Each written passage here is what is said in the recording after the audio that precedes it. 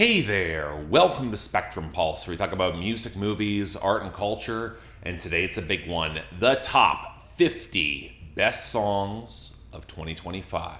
I've said for a number of years that this is the list I love doing the most. More atomized bits of emotion that can be crystallized, where it's less professional obligation, more an opportunity for me to just gush over what I think are the best musical moments of the year. But in 2025, it does carry a bit more weight, because not only did I have a really great year and I wanted the best music of it to match, but there needs to be some righteous pushback against any narrative that 2025 was a bad year for music, if music can even have a bad year. Yeah, the charts were pretty damn rough, but venture even a little outside of that narrow view, and what we got was truly spectacular across so many genres and sounds, where if this isn't the most diverse list I've assembled in some time, it feels distinctly out of step with what everyone else has claimed is the best of 2025, and that's great. Not that I'm disparaging those lists, more that I am sure if more of what I have here got visibility or actually heard beyond their little niche enclaves or fandoms, there is a real shot this could clock placement for any critic as well. That diversity is a boon. Now, as expected, there's very little overlap with the mainstream charts, but one other point I would like to raise is that at the very top, this could well be a 5 or 7 way tie.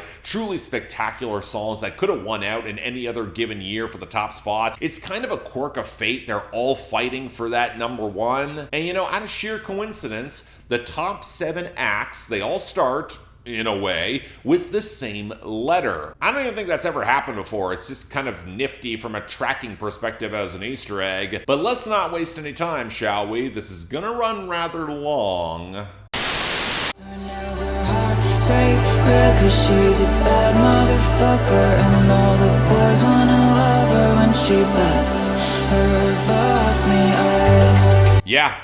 I know. The fact that this is only at number 50 says a lot about the quality that's on this list. Because Ethel Cain had a perplexing 2025 as a whole. 2 albums, one that felt like the soft-focused slowcore semi-sequel that freed her from a bad label contract under Dr. Luke. The other, a high-concept bit of ambient drone nightmare fuel that I wound up liking even more. But this...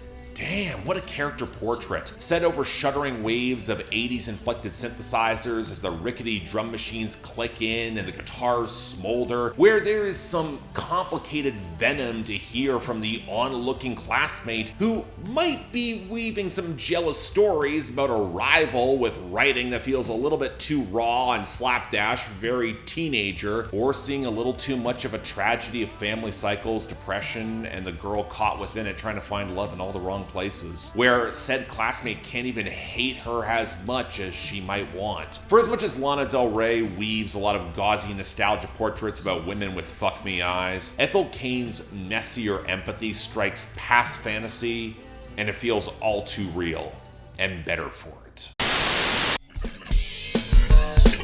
Dodger. Find them. End them. Virus, time is of the essence when you find this virus. Mine its obsolescence, you must kill that shit. Kill that shit. Kill that shit. Kill it. Thus, naturally, we go to something that feels entirely too real in our modern era and present, but finds itself yearning for the fantasy. Dodger nimbly skates across warbling glass and glitch a half step away from drum and bass, and Davi Diggs drops into the sort of mind-bending triple-time flow and crescendo that for nearly any other rapper would be considered insane or out of the ordinary, but for him feels like any given album, telling the story of a dystopian society that's in mid-collapse thanks to a virus introduced from a cyberpunk hacker, and the female analyst who is working for the state that sees her loyalty shift mid-song, entranced by the ethereal glamour of this hacker who can seemingly bring it all down. He's got that power. And I genuinely love that across multiple albums I covered this year, they spoke to the emotional galvanization required for that sort of revolution. Where as much as there's very real work involved, it's all sunshine and roses, you can't let your spirit or heart be dampened. And as that outro swells gorgeously, you see that spark begin to return. The allegory to the current world is obvious, down to the second verse where Davi Diggs channels his Let's call it Jeffersonian contempt to play that corrupted authoritarian, but the revolution will not be stopped, nor televised. Might be digital, though. We'll have to see. Watch my mother cry from the top of the stairs, scared when it came through the walls. I covered my ears, half hoping you know who would die. Then he did. Surprise! Careful what you wish for, might just get that shit. Mom showed us where she kept the passports in. The king's dead and your uncles are not our friends. This has been described by many as one of the most horrifying songs of 2025, simply because against preservation's haunted production, which prominently features a woman sobbing, Billy Woods tells him in turn, turn it on, please. I mean, it's designed to unnerve, but because of its humanity, where there is this deliberate echo of Houthi from Hiding Places in 2019, describing a cycle of violence in the family where escape is probably necessary, which gets even harsher when you hear the cruel gallows laughter required to survive regardless, a memory that then triggers also a paralyzing stab of grief. But the most harrowing verse is the third, where Billy Woods flips the story of Goldilocks, the white girl, crying at being discovered by the bears after eating their meager porridge and scalding herself. Who else deserved those tears? You better not be thinking it was you, in a home that's not your own, taking from those who have less. You're in the wrong place. The layers of threat and menace and paroxysms of pain and grief across this song, a hollowing and amputation that's ordered to survive. Who is allowed humanity? My God. Or By the Nine Hells. Either works. As long as you need, baby, drop your baggage on me. Falling these songs and I'm set you free. There's a place for the lost and the lonely. Oh, thank the higher powers is a little bit of a breather. Yeah, Charles Kelly is gonna make this list a couple of times. If you heard the album, you understand why. And this was the mid-album cut that really stuck for me. A playfully seedy hookup jam where the balance of the acoustic guitar, the synth gloss, the splashy guitars, and the killer groove has this somewhere between 80s Fleetwood Mac and maybe a bit of Michael McDonald. What I love about this is just how well it nails that mid-1980s soft rock sleaze, down to the rickety bridge that's impeccably balanced in the bass lines and remarkably punchy melodic hook with all those overdubs, where Charles Kelly plays it loose enough in order to pull you in without leaning on a lot of the darker swagger he can't really back up. Again, it's flirting. This is that middle-aged bartender jam where there's just a bit of an edge and shadow, but everyone still knows your name if you're looking to come on inside. It's comforting and a total jam to boot. The album got slept on by way too many. Y'all should fix that. Come on, kiss me now, kiss me while I'm still here. Come on, hold me, kiss me, tell me I should stay here. Tell me I should stay here. Tell me I should stay here. Tell me I should stay. Yes, the song was going to be higher initially on this list simply because Franz Ferdinand stuffed this full of so many damn hooks. It's incredible. The slow build off the pianos into that creeping melody that nimbly jumps across the keys, how it revs into this smoky enticement where he's trying to be convinced to stay, where I love how Alex Kapranos' voice jumps from a lot of baritone Lothario into a full-on overdubbed Beach Boys homage, complete with a huge backing drums that's really of that era, only for that creeping piano line to get echoed by the lead guitar in the post-chorus. What a masterclass of balancing the melody. It's grandly theatrical, ridiculously charming, unbelievably catchy as it leaps across multiple eras of rock. This is a veteran indie band showing everyone how it's done, where every time I'm inclined to step away, I think I might just stay a little while longer. Only telling you that. I was only telling you that because I know you need to hear it, and I wish you would just relax. I was only telling you that because you needed to hear it. I know a lot of folks who fell out of love a bit with Pup after that 2022 album that was kind of a misfire, but man, their album this year was a lot of fun. And this is the sort of punch-in-the-face punk rock that a whole lot of folks desperately needed, myself included. John Congleton turns the song into a squealing, blown-out monster until he doesn't. When the bells jingle around one of Pup's best ever hooks, carrying on a lead guitar line that's just killer and the crushing bass, for Stephen Babcock to howl through the breakdown, backslide, and heartfelt moment where he's giving every bit of advice and knows it's probably going to be thrown in his face because he knows it and he needs it too. The hook is among the band's best. I love the multi-track sing-along, par for the course with them. I love how the bridge breaks into a more vulnerable, shambling, quiet moment that slams back and forth. Sometimes the song just speaks for itself, and yeah, you needed to hear it. Can you feel it coming? Can you feel it coming? Can you?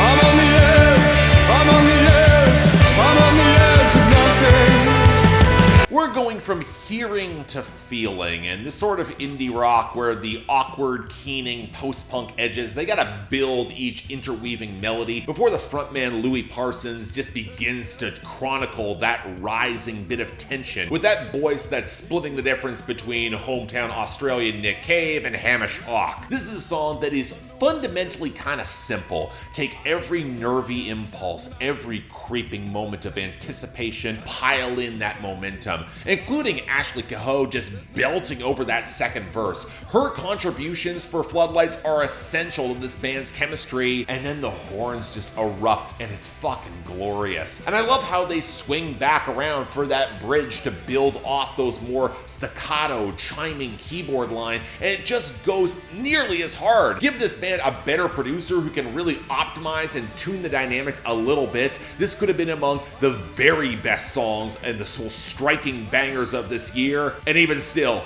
it's kick-ass. Oh, Nita, I know that I'm younger than most, but I'm willing if you got the time to buy us some wine.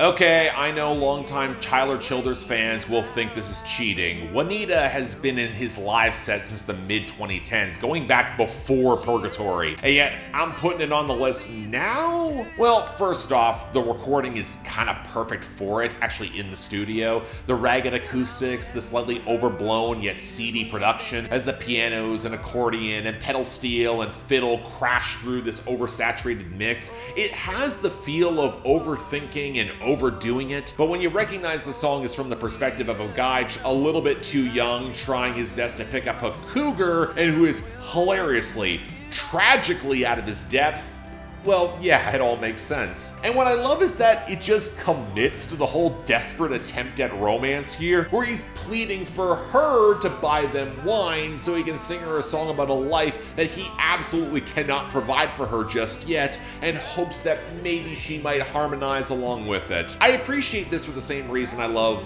say, Buddy's Rendezvous by Father John Misty, or hell, Father John Misty as a whole. Sometimes watching a scene this openly pathetic can be really funny, but there's also a truth in its emotional catharsis that winds up making it really moving all the same. Nobody needs me to tell you that this is fantastic, though. Let's move on.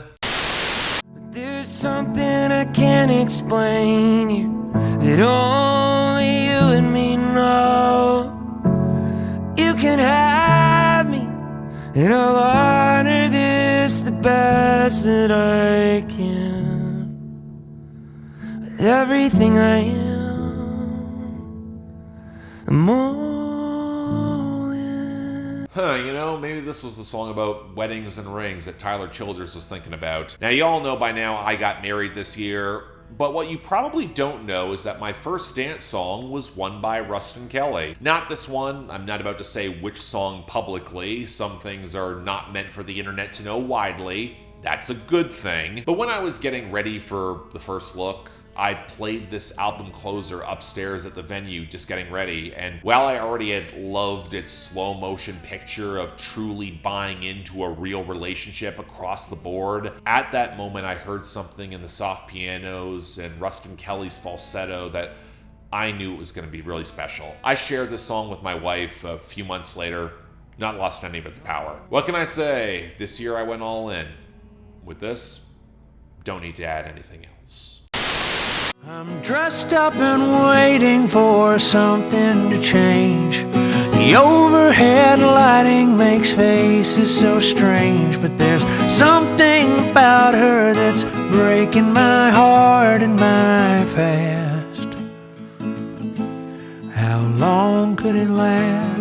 And we're following a song about commitment with one where Jason Isbell is in the wake of trying to assess where his might lie with nothing but a bare acoustic guitar and a really impressive cycling progression. And I love the details included in this picture. The utter unfamiliarity with now dating at his age in bars that don't feel authentically real when he remembers the ones that did, where the band screwed up playing the Steely Dan song and he's waiting for the heartbreak to stab away so he can try maybe something new, keep moving forward. And as the song progresses, he slowly does as well. He visits his new girlfriend in her New York apartment. He finds a moment of comfort. He thinks about napping to just get a moment of peace of mind. A hallmark of the album that his ex-wife Amanda Shires would cut him to the bone with on a song that is among my top 100, but not the top 50. If you want to see the larger list, check my social media. I've been steadily posting them there in the lead up to this. But the line that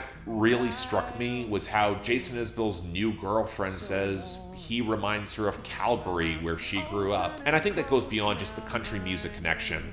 It's on the edge of wilderness, the winds coming off the mountains, the performance of bravado that still holds a bit of a tenderness closer. And it's in this moment that he chooses to be brave. Let love in again. Yeah, I'll give him this one. How can I go to hell when I kiss the sky? Ooh, kiss the sky.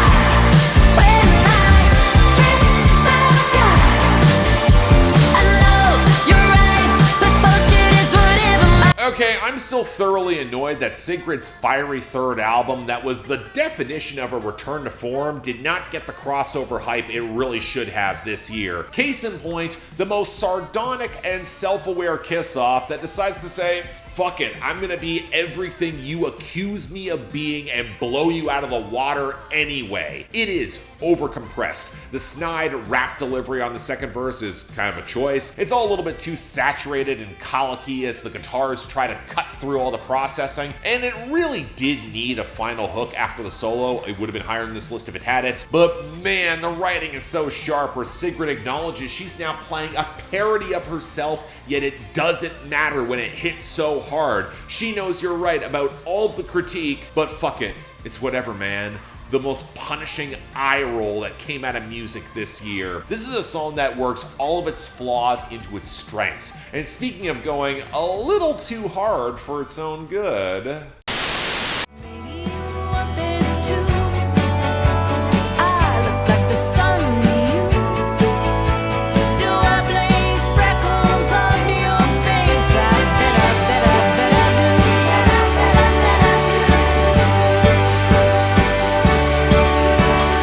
I've always had a real soft spot and fondness for love songs that careen a little bit too close to the sun. This will not be the last one on this list, but man, Nico Case's show of wild joy has that feel of gravity, just huge and a little bit implacable to ponder, but a constant all the same, where she knows it's gonna be intimidating, but gives the warm, don't be afraid of me, or my love. And it's so easy to buy in. Or maybe it's just the line, my clothes can't hold together, which is simultaneously ridiculous, but also horny and funny on a level that has to be experienced to be believed. As the guitars unspool and the strings roar up, the drums gallop and the pianos careen. The grandiose Baroque elements that kind of remind me of some vintage new pornographers, but with no inhibitions to actually hold Nico Case back from going for broke. And I love that she actually does. If this is a wreck, it's one we should all experience. It rules.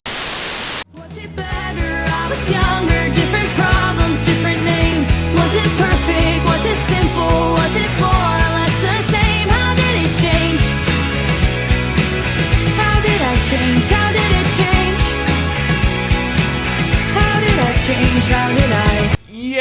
this is another case where if you heard the song last year as a single, you already know why it's here. But again, it was on Beach Bunny's album this year. I think it counts. And it's unequivocally the highlight of that album that feels a little bit forgotten over the course of the year. I mean, it wasn't great, but it was decent enough. It was a good return to form. And on Clueless alone, it is worth a second look. It's a really damn tight pop rock, which builds to one hell of a hook. All about the struggle of actually getting older and feeling like your life hasn't quite turned out the way you would hope or like. In a bit of an odd state of arrested millennial development while feeling tangibly older, with friends who actually have grown up in your hometown and moved on, and while she still wants to embrace nostalgia for some of those times or those people, a little too much has changed for that to fully work. She's still being real with herself. There's a lot of churning beneath the surface of some rock-solid indie pop rock. If Beach Bunny doesn't yet have a clue, they're certainly heading in the right direction. Cause your dog gets sick, and your parents get old, and everything that used to stick, well, I just can't seem to hold on to 'em.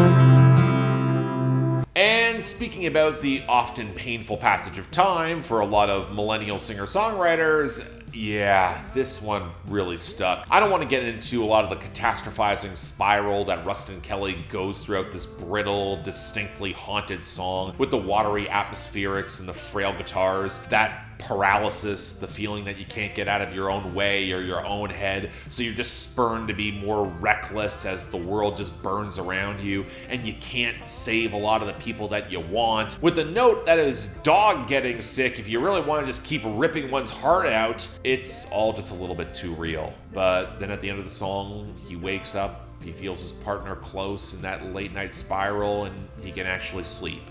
He can exhale. Sometimes that's enough.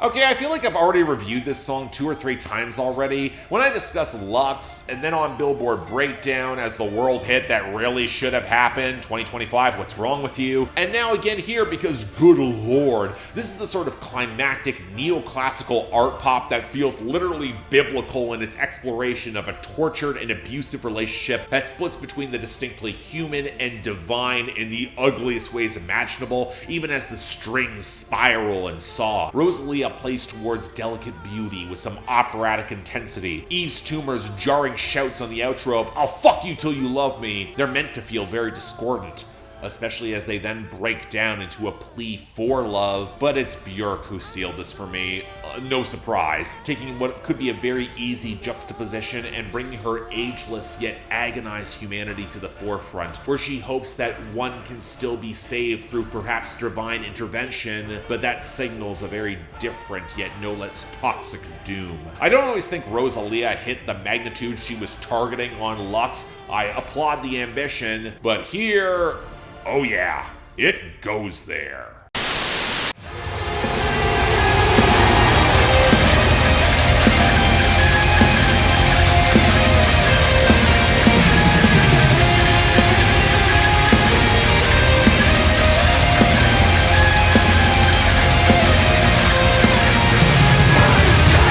Not the only song where the runtime reaches double digits, but my god, does Sue earn this? The surging Caledonian and atmospheric black metal where cinematic feels like the default adjective, as the tin whistle and the pipes and the grand strings sing alongside the backing choir and provide that gorgeous backdrop, but the groove is sinuous and powerful alongside the tremendous lead guitar lines, which is built to feel like wandering through all the Scottish Highlands as ancient ghosts and nature herself whirl around you, try to call forth scenes of antiquity. And given how often I have praised this band with a lot of the same language, I'll be honest there, I feel like I need to try to find what makes this any different or special than their usual excellent formula. And really, some of it just comes down to masterful melodic songwriting, fantastic transitions that leverage the low-end groove to add more smoky viscera, and perhaps the most complete fusion of metal and Celtic folk to date.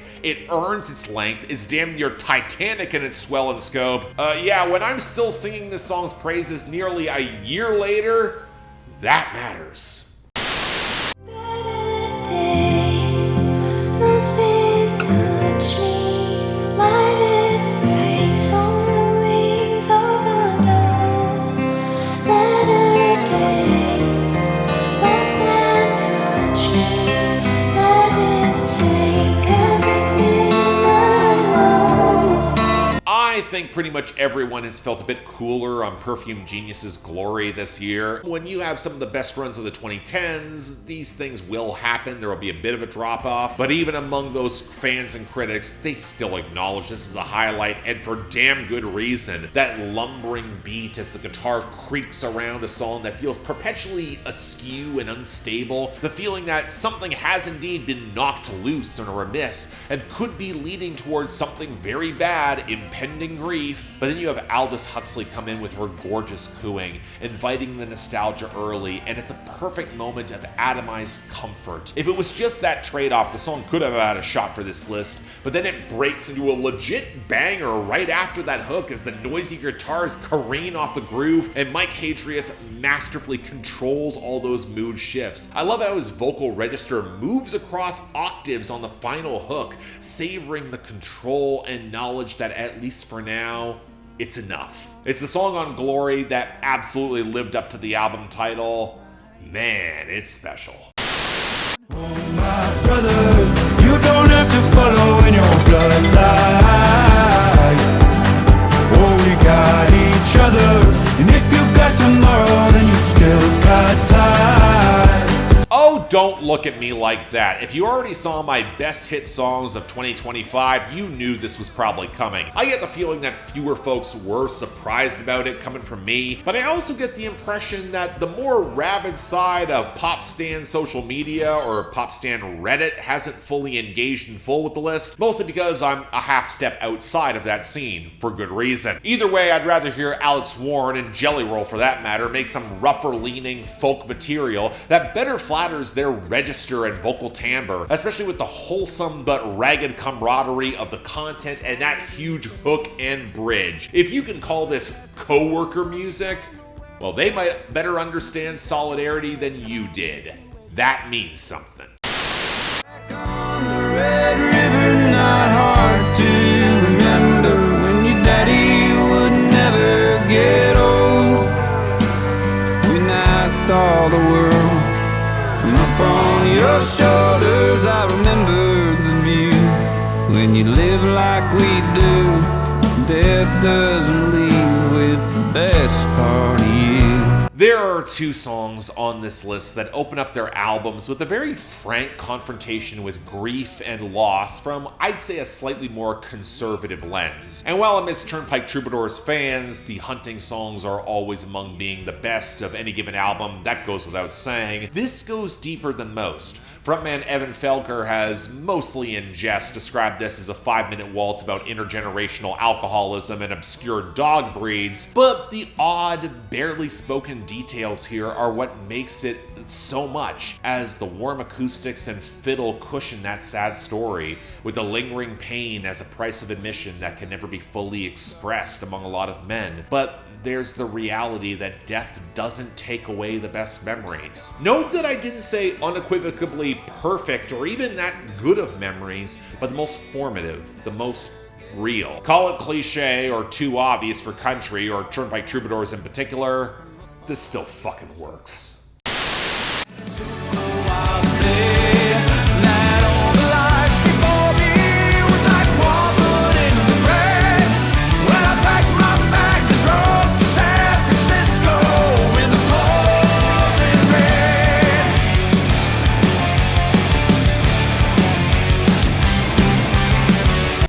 Whereas this feels like nothing close to cliche, because Moron Police, they might have a sound palette and style of production, but nothing quite close to conventionality. The centerpiece of the album in the quasi-title track, it's another song that's running over 11 minutes long on this list with multiple movements where the melodies and hooks are stacked to high heavens as our protagonist's spirit is now reincarnated by a devil into a pachinko machine, and throughout the course of the song begins to realize in sharp detail how vainglorious and disastrous of a choice that might be. From the revving guitars that might be the heaviest this band has ever had in years, with a Technicolor synth recalling a lot of Devin Townsend, that's a compliment, then putting together the sugar rush that is the mid-song transition to an utterly insane flamenco metal passage. The fact they still managed to cram in more hooks afterwards in a delirious guitar flourishes before the song ends. You're not going to hear anything else quite like Pachinko Part 1 this year,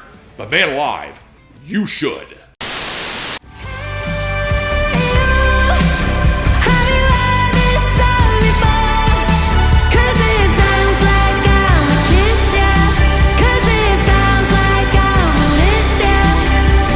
Yeah, Sigrid got another one from me. Surprise. And this is arguably the example of what I mean when you play to the raw basics well enough for a very obvious crowd pleaser, you can still win me over.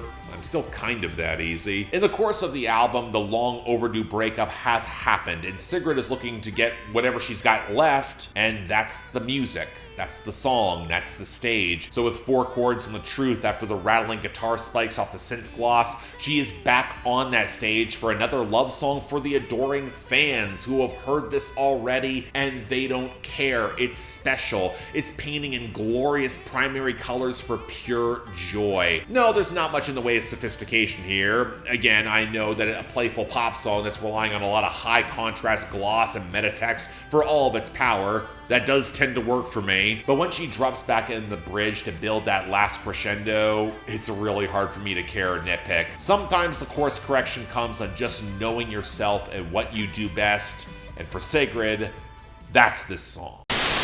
Lightning strike a fallen tree, and I'm afraid, oh, don't let it find me. 'Cause you had yourself, you see, and I'm powerless, so don't remind me. There's a lot of music by witchier types on this list. Make of that what you will, but actually tapping into some of that occultism and making it feel manifest in your art while still being accessible, it's a much more difficult line to walk. So naturally, Florence Welch went straight to it with her newest album, and this was the track that really stood out the most for me. Not for being the most complex or challenging, but because the hook here is an utter monster that matches that primeval feeling of a world that's so much bigger and more powerful than you can ever understand, and you're just getting caught up in that wild wake. The tension ramps up as the husky pianos build that momentum. The bass and the horns build to a real galloping pace as the drums rumble. You get a note-perfect reference to fucking Buffy the Vampire Slayer of all things, which I'll actually forgive, because if there is someone who can snatch back what was powerful from that show, from its creator, it is Florence Welch, and by that second pre-chorus, you have her clawing for heaven as the multi-tracking wells up in a, yeah, it's on this list for damn good reason. There's only 365 days a year, and I don't want you here back and help it out here. There's 365 of them left. Wait, let me catch my breath, if I can save it.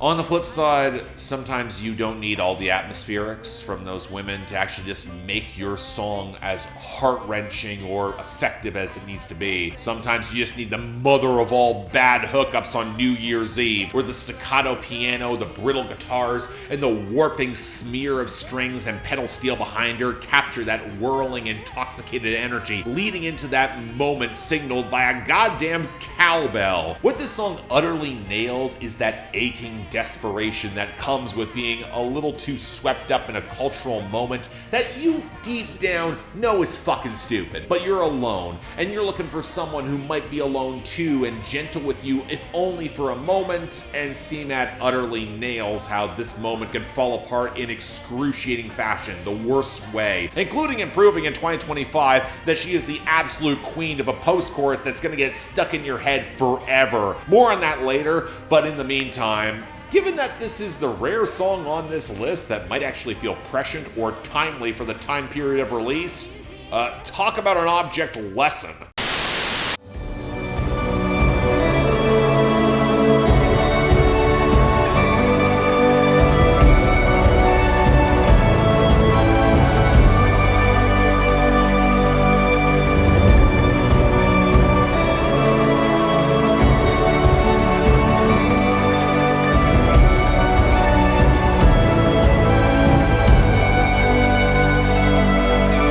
Okay, look, this is not the first near-pure instrumental cut that Unrequited has made in the 2020s that's basically one extended crescendo, but still winds up on my year-end list anyhow. The first was back in 2021, it's absolutely gorgeous, and this softens a lot of those edges, but still plays to the exact same archetype, and it works just as well. The gentle guitars, the softer choral vocals, the flutter of chimes, the slow, low-end build around the vintage synthesizers, and when you think that it's not really going to get heavy at all, the drums, they herald that tremolo lead in the guitars, and it makes the heart sing all the more. One of the best album closers of 2025, where I found many a time this year questioning if this was still as spellbinding as I thought it was the first time I heard it near the beginning of the year, and every time it was a departure that came back around. We had a visiting artist in the winter of '96 who came to talk about his paintings and the shit that make him tick. I think his name was John something. If at the assembly you're allowed to cut the class, I was sunk into the bucket, yellow puffy on my lap. Bring on John something. This is one of Aesop Rock's best songs in 2025, actually probably best songs period, because it so note perfectly captures the scene, where after the first time I heard it, I knew it was going to be a lock on this list, and nothing has really changed since. The production is so tastefully unassuming, borderline understated with the piano and that patter, but that's to draw attention to the story of an art lecture at university getting kind of derailed because the guest lecturer wants to talk instead about the moving When We Were Kings, a legendary boxing documentary that he had seen and he simply had to discuss with somebody. The whole joke of the song is that Aesop Rock can't remember the lecturer's name. It was John something, mocked by a pitched up voice across the song that admittedly did kind of start grating, but then came back around, where by the end of the song, Aesop Rock admits that said lecturer may or may not have been a John at all. But that's the point. Art can be so stirring that it can discombobulate you, where you have to share it, and not only can it outlive you, but it can leave such a mark that it recontextualizes how even your own work might be remembered, even if you yourself might not be. It's also fucking hilarious, and Aesop Rock playing the bored and dismissive student to someone who was just as shaken by the story. It's a great little performance, and whether that or this gets remembered, well, memory's the key now, isn't it?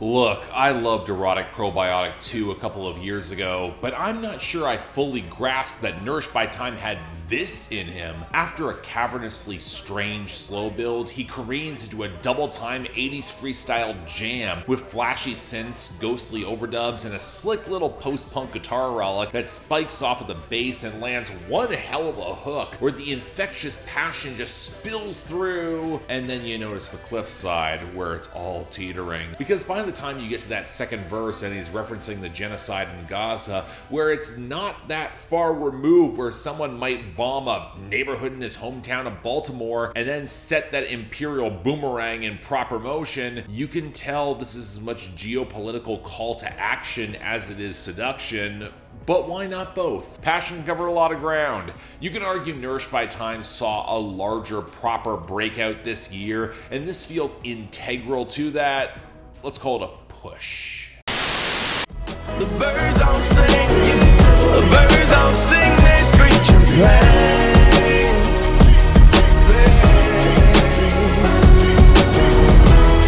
The birds don't sing, the birds don't sing, they screech and play.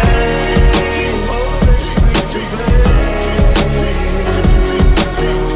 This is the other song that opens up its album with tragedy, and it feels all the bolder for it. We haven't seen a Clips album in over 15 years, so coming back with a deeply vulnerable set of stories about the loss of their respective parents, it's heart-wrenching. From Pusha T's real guilt that he didn't see the signs earlier of his mother's decline and then passing, desperately wishing that his younger son could have known her more, to Malice's ache at the cascading impacts of leaving drugs in the house of his father, even as their late father always still loved them, cherished the little moments. That verse and the reminiscence does such a powerful job of painting their relationship, one of many where Malice just dominates the mic. Paired with the somber keys that then blend into the heavier synth that is the perfect strings-backed gospel swell for John Legend's mournful hook and a lot of the dustier knock of Pharrell's drums. Yeah, it is a choice to start off this sort of album with a dirge and a tearjerker, but it's absolutely the right one,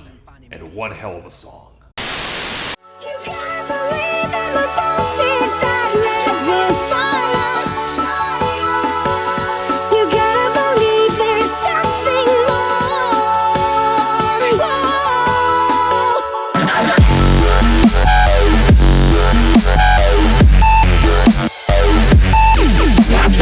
Again, I know longtime fans who will say this is kind of cheating too. Technically, this song existed way back in around 2011. He played it a bit on tours. Skrillex just apparently lost it on a laptop and was only able to recover and restore it recently, amidst a flurry of postmodern winking jabs at the industry that comprised the most auspicious title possibly ever for a Grammy-nominated album. Now, this song, funnily enough, was also nominated, and I also completely get why. It is pure bro step of the type that Skrillex made his own in the early 2010s, with the speaker-destroying warps and the drop amidst the glittery keys and the hollering emo-adjacent vocals. But this isn't pure aggro posturing, although it's certainly there. Instead, the earnest heartbeat that lives within the folks who adored this unabashedly despite everything at the time, where its return and revival is both nostalgic flashback and call to action. That happens to be a more refined version of what Bangarang and Scary Monsters did over a decade ago, where it seems like culture caught up to Skrillex and not the other way around, and I'll absolutely include myself in that group. Well, hell, that's just gravy. Through an obvious choice, the child born under sun, lift him up, we gon' hoist. When you yelling at the sky, hide the crack in your voice, cuz we outside, rejoice, rejoice. Please remember that it ain't what it seems. Stars and concrete used to map on my dreams. I could use blacks for me to do miraculous deeds when we outside, rejoice, rejoice. Song of the summer?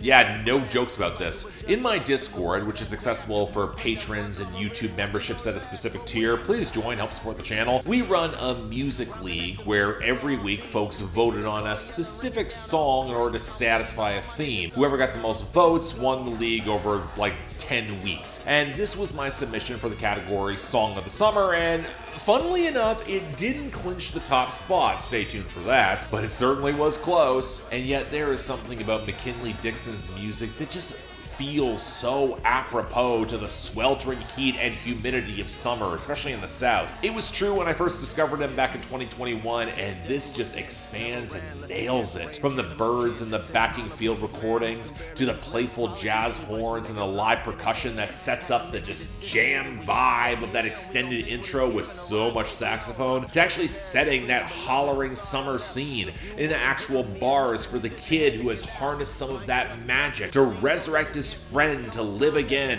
Magic alive, if only to recapture a dream where the implications are in plain view, but we're outside. Maybe in sheer euphoria, we can escape just a little bit longer. It's one of the best pure vibes of 2025, worth every bit of acclaim. Rejoice, y'all.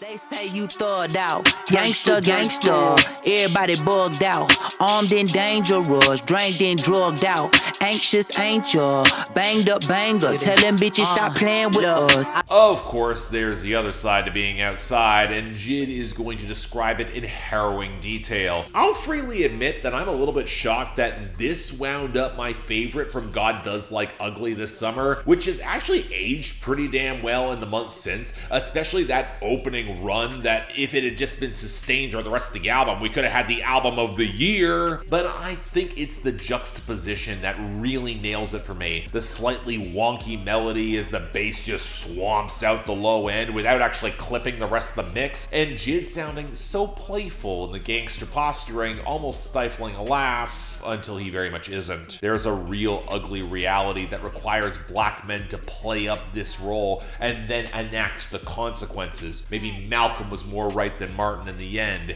even if by the end their politics were converging, but that's a different conversation. Yet there's some real pitch black humor here, pardon the pun, where for as much as Jid is posturing and trying to be outside and get the money he needs because the economy sucks, his car still winds up getting robbed at an Atlanta Falcons game, where he can't even blame the robbers because he knows the systemic racism that is the ultimate perpetuating factor of all of this. Between Community with clips and VCRs of Vince Staples, it's a triptych that absolutely makes the album, with this being the connective tissue that also bangs like you would not believe. Time to stop playing. We'll keep spinning on. Turn and turn me on. We'll keep spinning on. Turn and turn me on.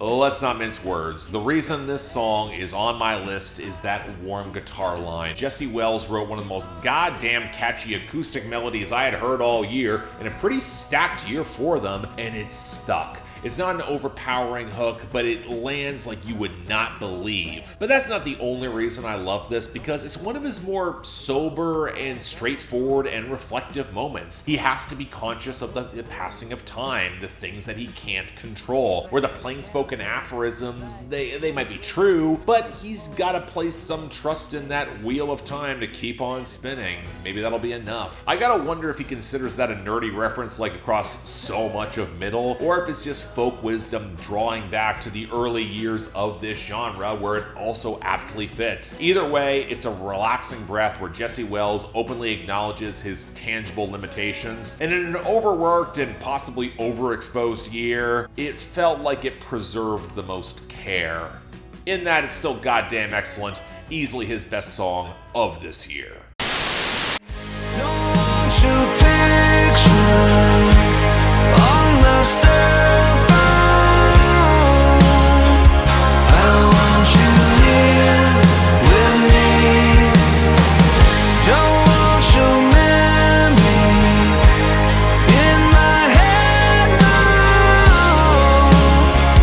I want you here with me. I remember vividly when I first heard this song. I was enjoying the very pleasant surprise of Charles Kelly making a vintage 1980s soft rock album with way more hits than misses, and then I started hearing this and my jaw just dropped like it hasn't since Ashley McBryde covered When Will I Be Loved from out of nowhere. For those of you who don't know, this is a cover as well of a killer's ballad from 2012's criminally underrated Battleborn, that project where the indie rock stalwarts just embraced all the cheese directly and made such glorious excess for at least about half an album. Like Hot Fuss, it is really shakier in the back half than it should be. Here With Me is one of the best songs on that album. It's in the front half, it's a ballad, and yet Charles Kelly just makes it his own. Not only nailing the grandeur in order to balance out the slightly simplified lyricism, but also the dazzling majesty of this romance, down to the failing of the main character to reconcile after the relationship runs its course. An older, more weathered voice grounds that history,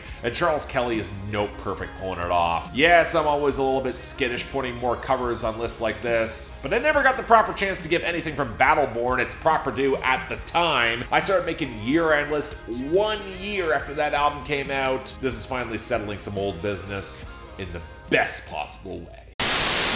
Wish I got to say, I wish I got to tell you, my heart breaks all the time too.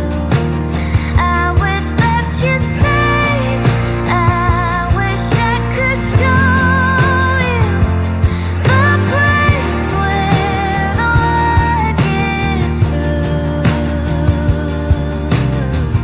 The album closer to Carolyn Spence's simply gorgeous album, taking its steady acoustic shuffle accented by a beautiful piano line, and Spence thinking through the aftermath of a very imperfect relationship. It wasn't meant to be. They both knew it, and yet she wonders if a trace of that love-struck spirit actually lingered, even if it's alongside the reality that she feels better imagining herself being perceived by the ex, whether it's out of a hope that they could reconcile in the future, or that they had both found their own way and they can be happy the other has actually found peace. It's left ambiguous there, but she's also somewhat comfortable not knowing that answer. In that ambiguity, she just wishes that she could share what she's learned and she's felt post-heartbreak. Oh, and then we got that final passage on the outro. We get this sort of shining acoustic line that sounds like it's something that the War on Drugs might have done in the mid-2010s, and it's so beautiful. And that windswept, winsome earnestness, it just touches my heart yet again. An utterly gorgeous album conclusion. Not the last time we'll be seeing Carolyn Spence here. I mean, it looks like at least some of the light got through in the end. This world or any other world, bind my fate to you. I would run straight to you till my feet blistered. But this world is this world. It's no dream world. It's a shiver, a whimper, a stone. There is a pulse-pounding reality beneath the core of Seeming's newest album, The World, in that we have one damn world where we know we can survive, and it can feel like we're on the brink due to the calamities we have wrought upon it. But what he also understands is that the desire to dream bigger, the yearning heartbreak at the core of the song, paired with the aggressive up-tempo bassy pulse, paired with the glassy keys and the horns, it hits that galloping crux point. It adds so much.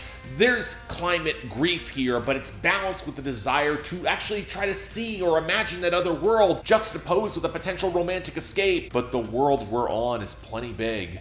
It needs something to correct its course. That's the most likely outcome, and needs people here and active now. And while Alex Reid utterly nails the emotive scope in his vocals, what I think really puts it over the top is that synth flourish midway through the second chorus. It takes an already fast and tense song and ramps it into a different stratosphere. I think the other miracle here is that Alex Reid pulled off so many songs in this vein where I could have easily included a few more cuts outside of my 3-song limit. But you know, before we get to one of those, You'll never know how much I love you till my crazy comes out. Till you 6 feet underground. Sorry, I'm sorry, but you're mine now. Till I squeeze your heart right out. Sorry, I'm sorry, but you're mine now. oh, don't you look at me like that. The Perry album was awesome millennial pop music, and this was a banger all the way through. Riding off of its revving, choppy acoustics and the tight bass line with perfectly positioned multi-tracking and a synth gloss where the sorry ad-libs, it almost feels like something ABBA would have done in their peak years. I don't say that lightly, where I had a chance to check it out if it wasn't a sample. It's actually not. But again, it makes sense. I love songs where you can tell they're loving a little bit bit too hard. See most of this list. And Perry channeling some of that old black magic where she sees something adorable and just wants to grab it and glomp hard. And normally a song like this can feel overly cutesy or twee to ramp up the juxtaposition, but what I like is that Perry doesn't forget the aggressive side at the forefront. She's got real pipes, and she's playing up that high energy inevitability, where the nervous side I kind of expected on the bridge, but you're along for the ride anyhow, and you're gonna wind up enjoying it. This feels like the elevated version of a Sweet But Psycho, with a better performer, better hook, better content. What do you know? One of the best pop songs of the year. And you know, while we're actually in similar emotive territory, But airplane and just don't like you. Not a thing about the way you is. And if there ever come a time I got rabies, you're high on my biting list. To put airplane and just don't like you. Not a thing about the way you is. And if there ever come a time I got rabies, you're high on my biting list. this got nominated for a Grammy, and I don't know whether to laugh or cry that the song where Tyler Childers threatens that if he gets rabies, you're going to be the first person he's going to bite is nominated for Best Country Song of the Year. Now, to be fair, I love this energy for a lot of the same reasons I love how plain-spoken and direct Kendrick Lamar was on Euphoria. Tyler Childers opens up the song telling his target, "I don't fucking like you," and then spends the rest of the track justifying it and explaining why as the rabies takes hold and he starts falling into the miasma and losing his mind. And I love how the production actually kind of mirrors that process. It's pretty standard country chords of the guitar snarl, but the warbling delay and the organ begins saturating that backdrop as the banjo twangs and the song picks up some of this twisted, feverish texture where the key change evokes more actual dread that he's kind of cracking. A real twist on that emotive high. Yes, it's entirely ridiculous and hilarious, but I'm not discounting the righteous venom that drives a good man insane when he doesn't like someone, especially when it's as maddeningly quotable and infectious as this. All the puns are intended. Deal with it. The crowd will scream my name, even when the world wants me to fail. The crowd will scream my name.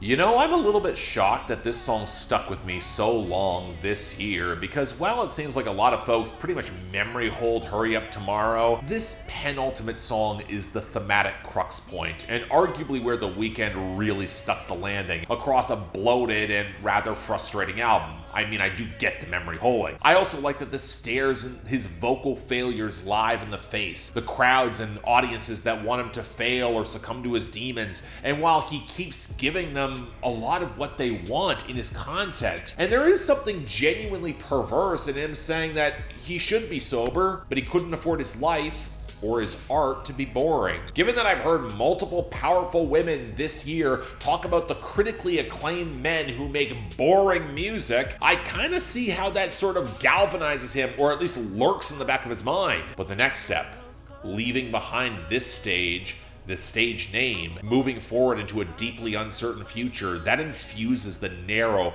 warping balance of the crowd cheers or jeers that culminates in the mother of all outros, where the trap percussion finally pulls back, putting him in his rich and underutilized lower register as the choral overdubs come in, and it sounds like the long-awaited gothic culmination of what some of us have been waiting to hear since the trilogy. Not the first act on this list who talked about kissing the sky either, and for very similar reasons of doing so.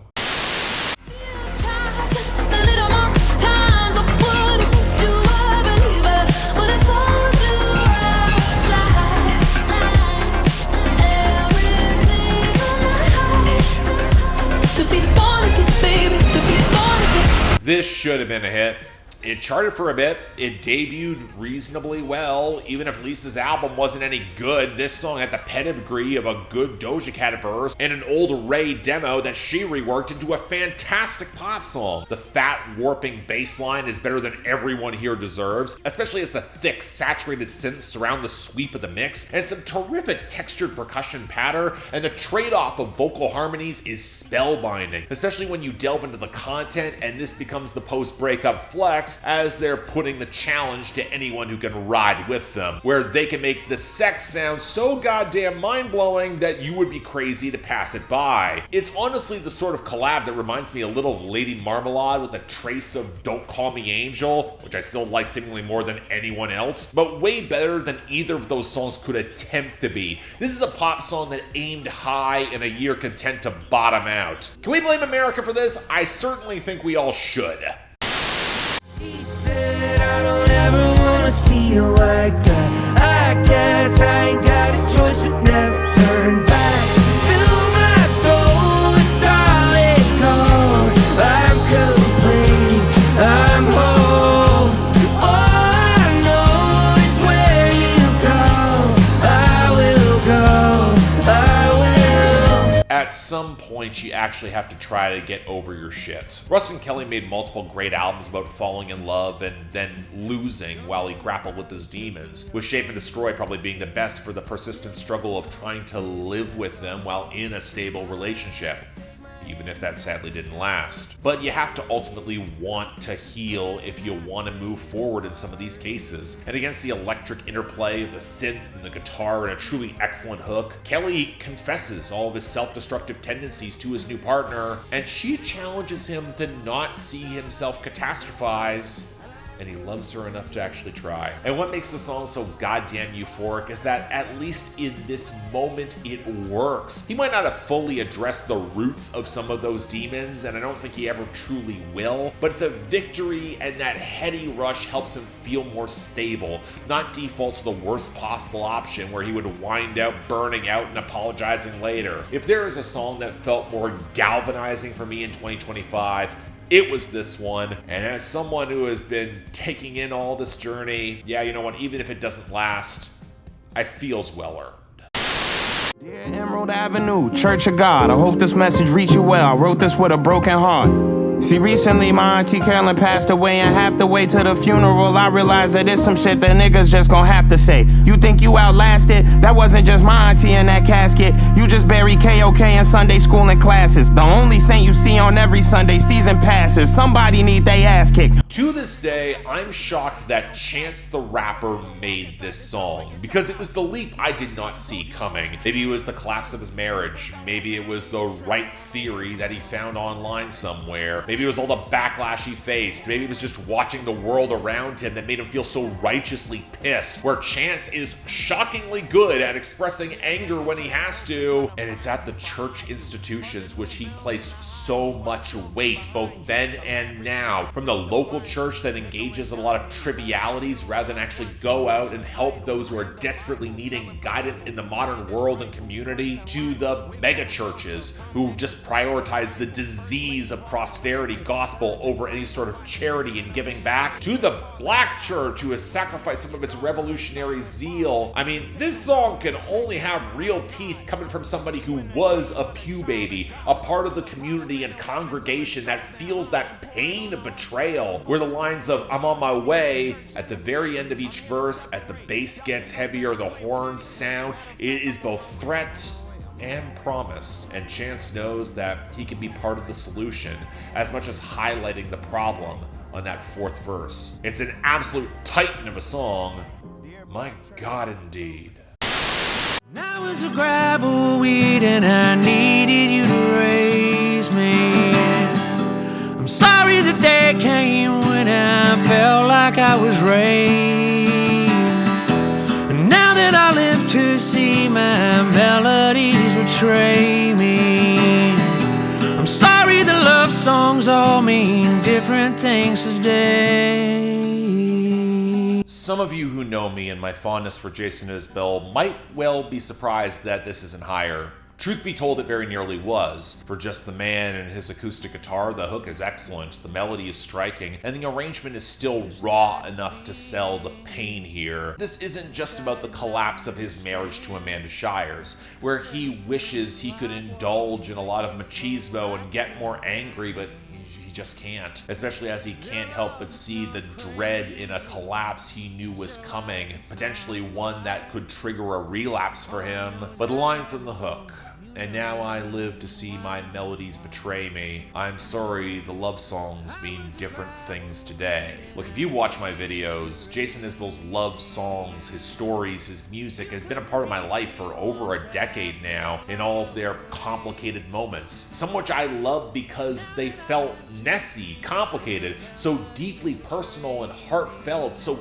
emblematic of capturing a moment. Now, how it's gonna feel to write "Cover Me Up," "Strawberry Woman," "If We Were Vampires," and then realize the person that inspired those feelings can't be in your life anymore and you still have to perform those songs live. And truthfully, Shires' The Details is a no-perfect response to this because it highlights craft, what is included in the story versus what isn't. He's writing his way out as much as any self-righteous singer-songwriter would. And when you're writing in metatext, you can't ignore the metatextual critique. And yet, if this is still here even after all of that, you got something special.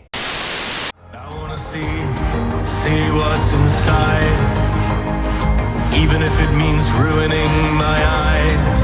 I wanna see a black hole shine, even if it means ruining my eyes.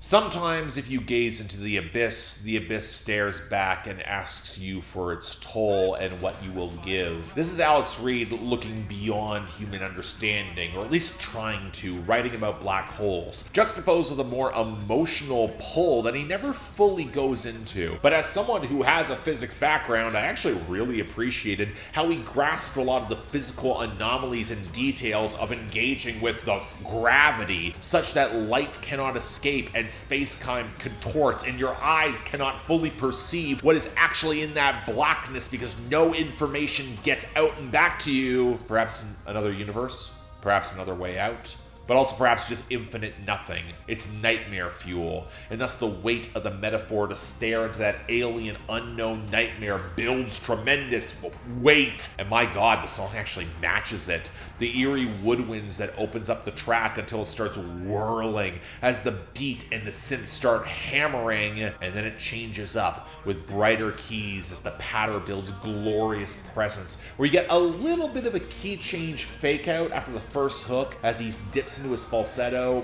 only for an Asian voice shout for him to wake back up. But then the crescendo begins. He puts some tangible muscle into his delivery, and then the groove flips up again, and the analog synths suffuse the mix, and it's, again, glorious. It has the feel of being a captain on the edge of the unknown, venturing out into the abyss, straining against the storm to see and get a little further. To hear that much manifest across the song, awe-inspiring. Legit incredible. Every single promise feeling more like a threat. I understand, but I can never forget. Numb to what we succumb, and every damn death felt familiar. Splitting image, genetic precision, la familia. Every single promise feeling more like a threat. I understand, but I can never forget.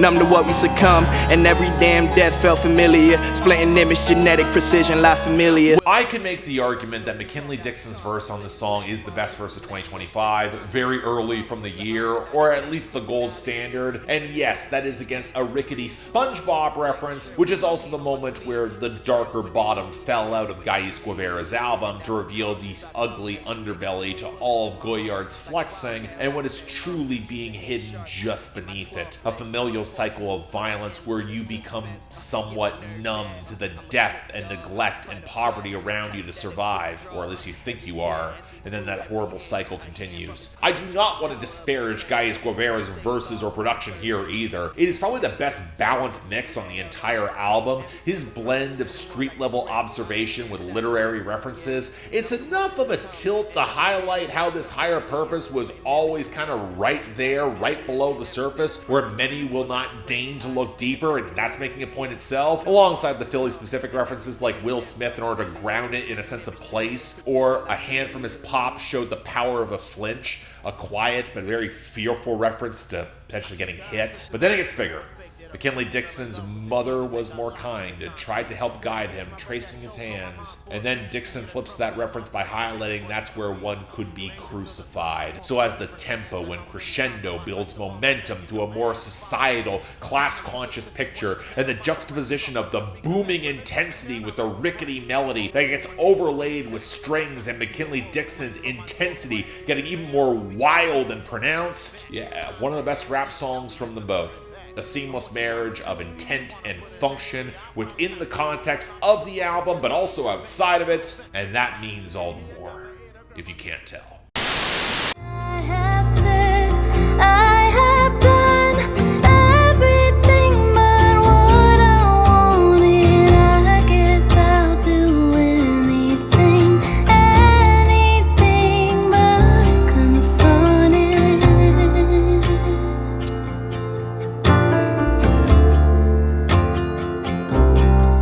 What is it with artists this year opening up their albums with a sort of gut punch that you got no choice but acknowledge?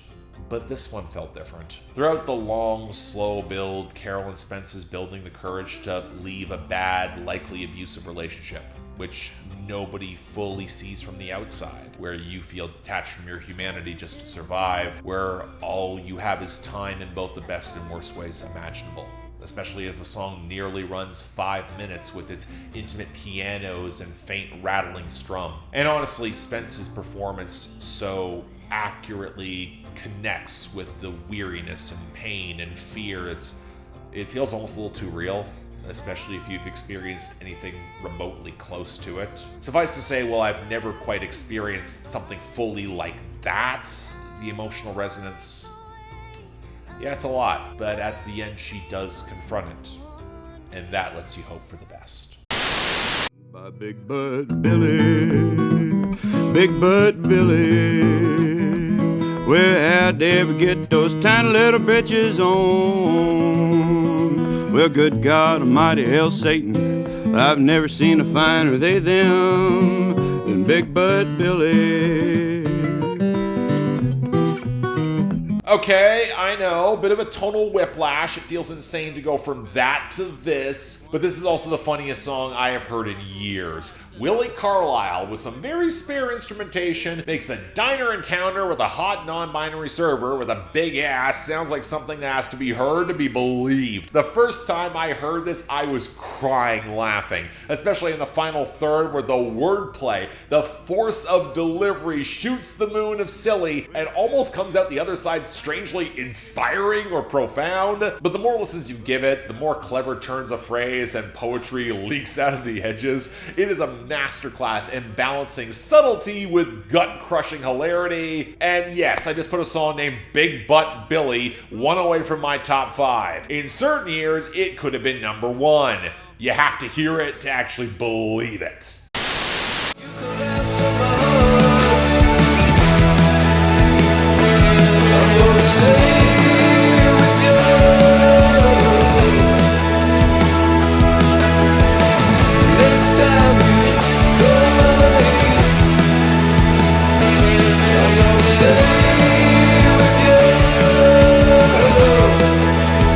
There's a lot that went into the emotional release of this song. Part of it was the crushingly long wait for a new car seat headrest album, with this being the opener. Longer for me because I wasn't really engaging with the re-release of Twin Fantasy in 2018. I think we all prefer to acknowledge that 2020 album doesn't really exist. But part of it was also that long crescendo that builds off that frisky, textured patter of drums and pianos that then ramp up and take their time going into that fidgety guitar and the vocal overdub overdubs as Will Toledo is singing in a language that he invented, and then it all just crashes in. And even if he is writing about a magical college of furries that is going into some distinctly uncanny spaces, this is still rock solid indie rock, and that hook is gonna hit like a truck. There is a limit in how much you can really follow some of the tangled anthology-esque narrative of the Scholars without supplementary material, but if this song captures anything, it's the tension of finally being able to go off on your own when you are young, when you might be exasperated that your parents are still trying to connect and check up on you,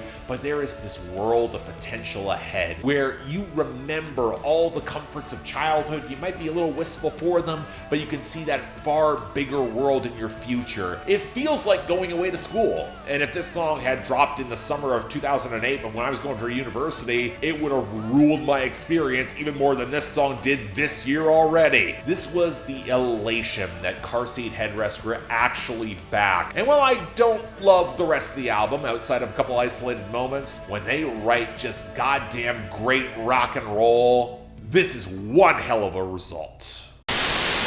When a good man cries and did the work to keep him up at night, how could you do what you said you wouldn't do like all the other guys? So, remember when I told you that CMAT was the queen of post-choruses in 2025? Yeah, this is her basically transforming into Kate Bush, prostrating herself before God on this song, and it goes over the top in the very best way possible. She was already a huge personality, backed up by the glorious fiddle line and the warbling acoustics, but that's not really the anchor point of what actually turns out to be an apology song. She heard her partner that she loves in some way and is desperately trying to find forgiveness, while recognizing the reason she may have actually hurt him in the first place is more deeply rooted in questions of her own self-worth and insecurity. It's why when she got love, she didn't treat it well, at least at first. It's the struggle to then be a better person, a better partner, love better. So when the song gets damn near biblical to desperately cling to who she knows that she wants, the buildup feels earned. And I love that whooping ad-lib on the final hook, where she can feel that something has finally stuck. It's gonna work out in the end, even if it's still gonna be a process to keep on going. She knows that too. And by the end, it's all a little overwrought and kind of really silly, but CMAT knows that and owns it. Easily her best song to date. The chorus and post-chorus are undeniable. What could be better?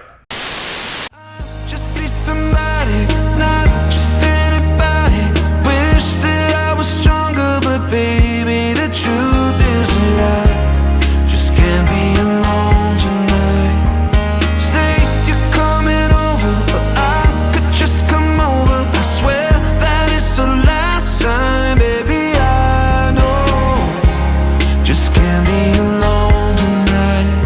No, I just can't be alone tonight. Alright, I'll be the one to actually say it out loud. Charles Kelly was the reason that Lady A, formerly Lady Antebellum, worked it all. Because here he is making a solo version of Need You Now. It just rips your heart to shreds as he tries to desperately connect with someone where it probably wouldn't or should not work. And against the quiet storm, 1980s synthesizers and gentle drum machines, and that aching patter in the pianos, it absolutely hits. This is the late night tear in your whiskey heartbreak where he's willing to take all of the blame for everything that could be wrong with this reconnection. I mean, he certainly earned some of that, but he has opened himself up enough to just beg.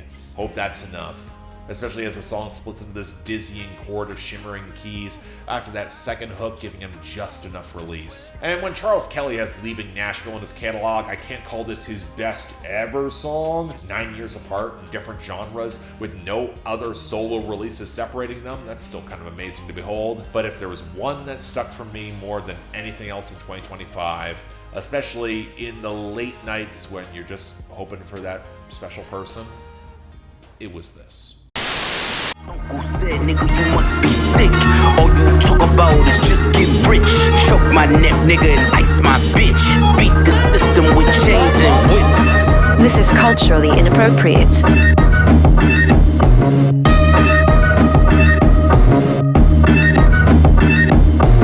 Okay, the last two entries on this list, they're functionally interchangeable in position, even more so than the rest of the top five, which I said for the whole top five, but it's even more true here. And even if they couldn't have more of a different vibe, they are somewhat similar in that they simultaneously had a long wait to get here, but could technically have been included on an earlier list. For those of you who don't know, this song actually initially came out tied to Pharrell's fashion show for Louis Vuitton in 2023, but was never officially released as a song. That came with getting the Kendrick Lamar verse recorded in spring of 2024 between his recordings of Euphoria and Not Like Us, which caused such controversy with Clips' label Def Jam that it forced them to leave the label and then sign with Roc Nation. But I get completely why they didn't want to leave Kendrick Lamar off the song, because he is the missing piece between a truly incredible Clips song, the haunted peal of the churning guitars, the stalking bass, the knock off that beat, Pharrell's distorted gospel call out on the hook that feels damn near hellish. This is culturally inappropriate. Alongside that hook, which then spits in the face of a racist system that would dare question their ascendancy, their accumulation of wealth, then you push a T just unequivocally, vindictively ripping into Jim Jones, effectively burying him. Malice taking a larger view of the scene with a preacher's framing of the death awaiting those standing against them, all framed with them being somewhat damned for what they do. But then with Kendrick, just puts him into the stratosphere. And it's kind of funny because Kendrick does not have my favorite verse on this song. Not at all. The Jen rhyme scheme is inspired. I love the energy. I love the intensity. You could tell he was in one hell of a pocket during the beef, so suddenly all of that anyone can get it energy gets right back at you from last year. But I also get the impression that Kendrick could probably write this exact same verse in his sleep. He's just that good. And yet it feels all the more visceral and relevant for it. It might be culturally inappropriate, but the cultural can still assert itself and deliver the best rap song of the year. This was something else.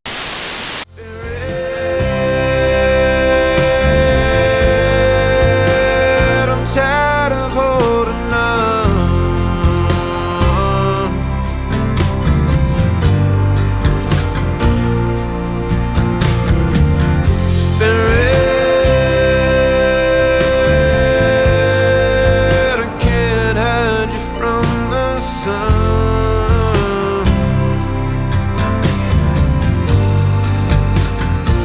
Again, some of you who know might think it's a cop-out. Cole Chaney has a version of this song on his YouTube from 2022. He's been performing it live for years. He only cut it to wax proper in 2025, but this version is also more robustly arranged, had a lot more color to paint the picture.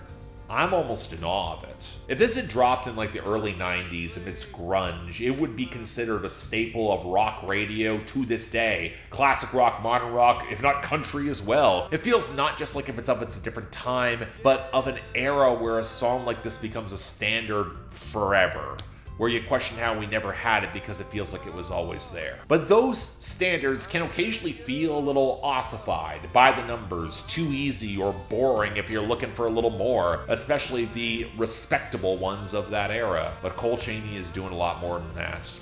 The gentle piano alongside the perfectly warm acoustic guitar, every delicate flourish of mandolin, with the double bass and the drums just giving perfect weight as the fiddle provides that interweaving counter melody. God, I just love how it comes in on that last verse, all of which is given the space to thread and unspool into this gorgeous arrangement that really takes its time simply because it must, when you have to look inwards and grapple with, well, what darkness is inside. The process is going to take as long as it needs. It shows a level of contemporary framing in a lot of this introspection that might not have been observed in an older time. We've kind of come up a long way. I mean, the taller your walls, the harder you'll fall. And Cole Chaney's voice nails the weary pain, but also able to match the feminine backing vocal presence, ramp up that final crescendo, and hit a dramatic climax off the hook that you never quite expect that will have the swell it does until it becomes undeniable. but never overstated. Give this to the wrong act, it becomes a dime a dozen power ballad, and instead of just nailing the balance between when it has to be a little bit more quiet and when letting go feels like the world, the dynamics are immaculate. And I don't throw around the term classic. It's a loaded one. Even if the song's been out 3 years so, it still feels very early to me. But it feels so universal, yet so uniquely special that the framing is not that far afoot. For me, the recording of the best song of 2025, I Can't Live No Other Life But Mine. And this, more than enough. So yeah, thanks a lot for watching. Again, long video, but again, thank you all for sticking around this long. If you want to see more, please be sure to like, share, drop comments, subscribe, leave your list down in the description below, although songs lists are always tougher than albums, I always tend to find that, at least in terms of narrowing things down. That's the reason why it's a bit of a headlong rush to get this out, at least before the end of the calendar year. But hey, if you want to see this a little bit earlier, or the other year-end list coming to see that a little bit earlier, link to my Patreon and YouTube memberships is over there. You also get options in order to help support the channel, get into my Discord, where I mentioned that music league sort of thing, or get albums on my schedule in the new year, although that process will be changing up a little bit in the future. Stay tuned. Again, don't feel obligated. Tough times out there, recession's coming, but the option's available. Until then, I'm Mark, you're watching Spectrum Pulse, and I'll see you next time.